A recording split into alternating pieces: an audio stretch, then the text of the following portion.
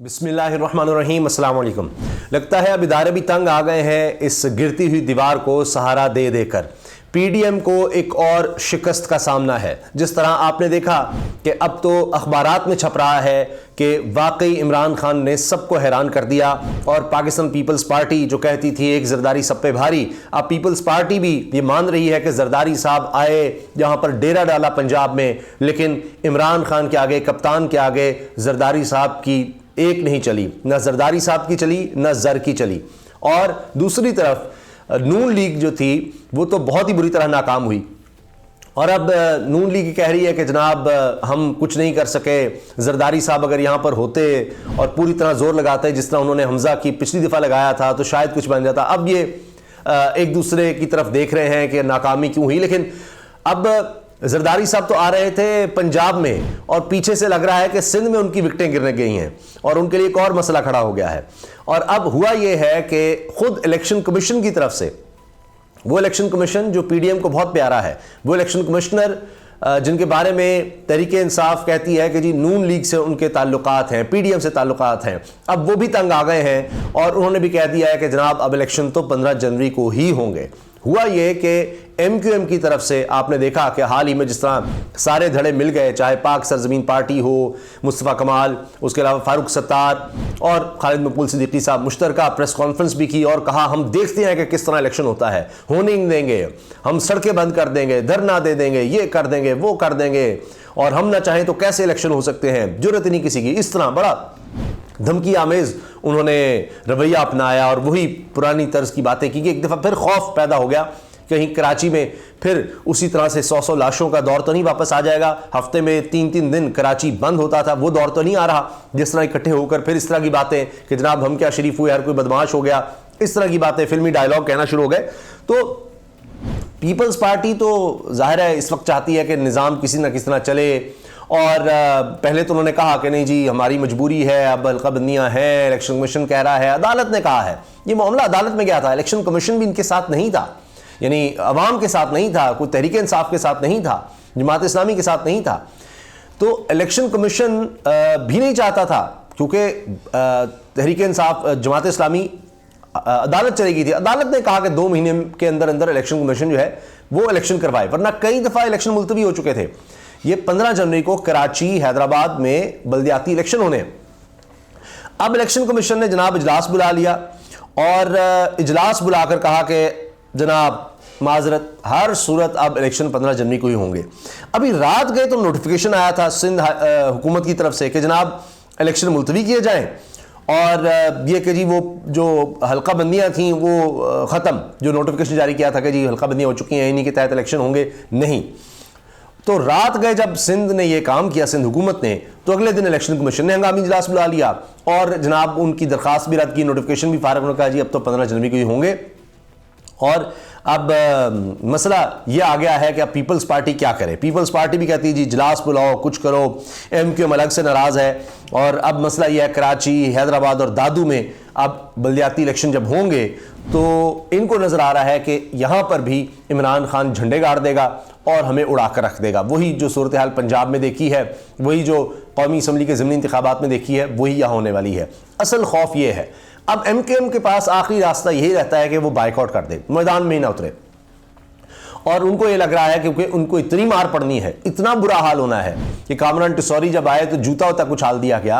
अब तो कारकुन इतने तंग हैं कि उनके हाथ इनके गिरेबानों तक पहुंच रहे हैं कि कितनी दफ़ा इन्होंने मुहाजिर कार्ड, उर्दू स्पीकिंग कार्ड खेल खेल कर जितना उन नौजवानों को दुख दिया है, यानी हर दफ़ा उन्होंने इनसे उम्मीद लगाई। 30-40 साल बहुत होते हैं, ख़ास तौर पर पिछले 20 साल में जो हुआ, वरना एमक्यूएम एक वक्त में जब बनी तो लोग वालेहाना इसके साथ थे, कराची और सिंध की शहरी आबादी, क्योंकि जिस तरह उनको लगता था कि सिंध हुकूमत या पीपल्स पार्टी उन पर जुल्म करती है, उनको दीवार से लगाया हुआ है, तो उनकी एक आवाज़ बनी। लेकिन फिर आपने देखा कि पिछले 10-20 साल में जिस तरह खून खराबा और जो कुछ हुआ, तो अब हर दफ़ा देखा जाता है कि एमक्यूएम इक़्तिदार की तरफ चली जाती है। और अभी भी ये हुआ कि गवर्नरी ले लो, वजारतें ले लो और ये जो काम थे जो अब ये रो रहे हैं जी हल्का बंदी उस तरह होनी चाहिए थी, इनको ये असल में मसला है कि जी जहां पर उर्दू स्पीकिंग या मुहाजिर की तादाद ज़्यादा है उसके हिसाब से हल्का बंदी की जाए, नहीं फिर उस तरह यूसीज बनाई जाए, इलेक्शन उस तरह से हो तो शहरी आबादी को बीच में रखे। तो जो सिंध हुकूमत ने या पीपल्स पार्टी ने की है उस पर इनको एतराज़ था कि जी वहाँ गलत किया गया है, इस तरह तकसीम कर दिया गया है, हमारा वोट बैंक यानी जहाँ हमारा वोट बैंक ज़्यादा है उसको कहीं और साथ मिलाकर उसको कम कर दिया गया है, तो नई हल्काबंदियाँ की जाएँ, ये सारा कुछ किया जाए, ये गेम है। तो इसी तरह से डिले होता रहा मामला और अब यहाँ तक पहुँचा। तो पीपल्स पार्टी भी इनका साथ देती रही कि अच्छा ठीक है इलेक्शन ही डिले हो जाए, हम नहीं। हालांकि ये अगस्त 2020 तक बल्दियाती इलेक्शन यानी पिछली हुकूमत खत्म हो गई और उसके बाद 120 दिन के अंदर इलेक्शन कमीशन पाबंद है कि इलेक्शन करवाए, लेकिन अब आप देखिए कि ये तो 2 साल गुजर गए और ये काम नहीं हो सका। तो अब इलेक्शन कमीशन भी तंग आ गया है। पहले ही हर कोई कहता है कि जनाब ये तो पीडीएम की बी टीम है, लिहाजा इलेक्शन कमीशन ने भी ऐलान कर दिया कि 15 जनवरी को इलेक्शन होंगे। अदालत से बार बार गए हैं, अब तो धमकियां भी दे दी एमक्यूएम ने। तो एमक्यूएम और पीपल्स पार्टी और पीडीएम सब मिलकर चाहते थे, अंदर से ये चाहते थे। अभी देख लीजिए आखिर में फिर सिंध ने नोटिफिकेशन तो कर दिया था कि ना हो इलेक्शन, लेकिन मैंने जिस तरह शुरू में अर्ज किया था कि अब इदारे भी इनकी सपोर्ट कर करके तंग आ गए हैं, क्योंकि अवाम अब देख रहे हैं इदारों की तरफ कि ये इदारों को हो क्या गया है, ये इदारे गैर जानिबदार तो बिल्कुल भी नहीं है। तो उन्होंने कहीं तो दिखाना है कि जनाब हाँ हम गैर जानिबदार हैं, हम ठीक काम कर रहे हैं। तो फिर अब इतना हो जाता है कि अदालत भी कह रही है, हर तरफ से कह रही है, 2 साल भी गुजर चुके हैं, तो कितना डिले करेंगे।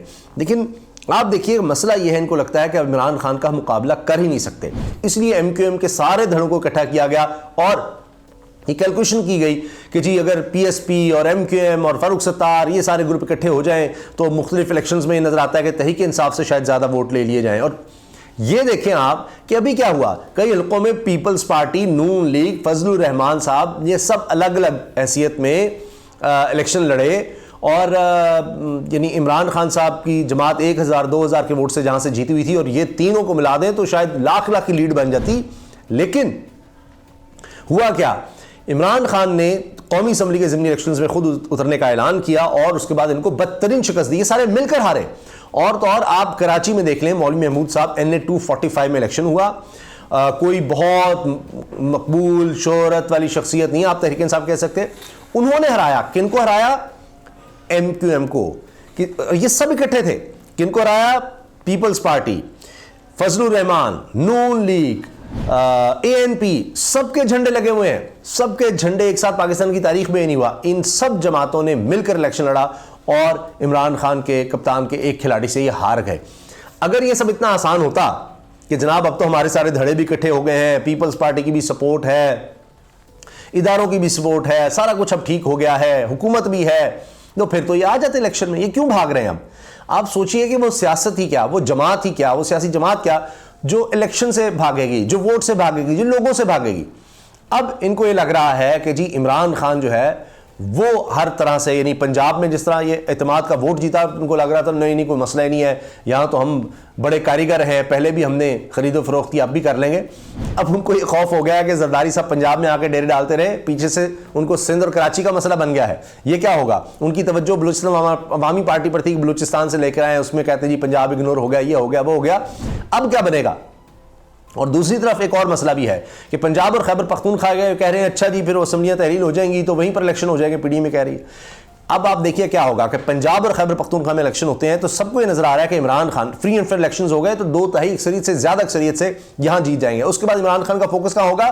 सिंध की तरफ। और पहले इमरान खान कह चुके हैं कि जैसे ही मैं ठीक हूंगा, जो कातला हमला हुआ उसके बाद उनको जख्म आए हैं, अब ठीक हो रहे हैं, तो कहते हैं उसके बाद मैंने सिंध पर तवज्जो देनी है। वो कहते हैं बकौल इमरान खान के जरदारी सबसे बड़ा डाकू है इस मुल्क का, सिंध के लोगों से इसकी जान, सिंध के लोगों की इससे हमने जान छुड़वानी है।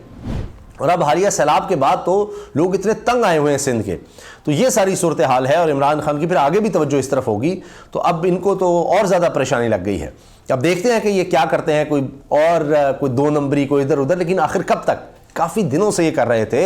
ये पंजाब हुकूमत में देखिए इन्होंने क्या क्या 2 नंबरियाँ करने की कोशिश की, बहुत कुछ करने की कोशिश की, लेकिन अब एक के बाद एक शिकस्त इनको मिलती चली जा रही है। इजाज़त दीजिए, अल्लाह हाफ़िज़।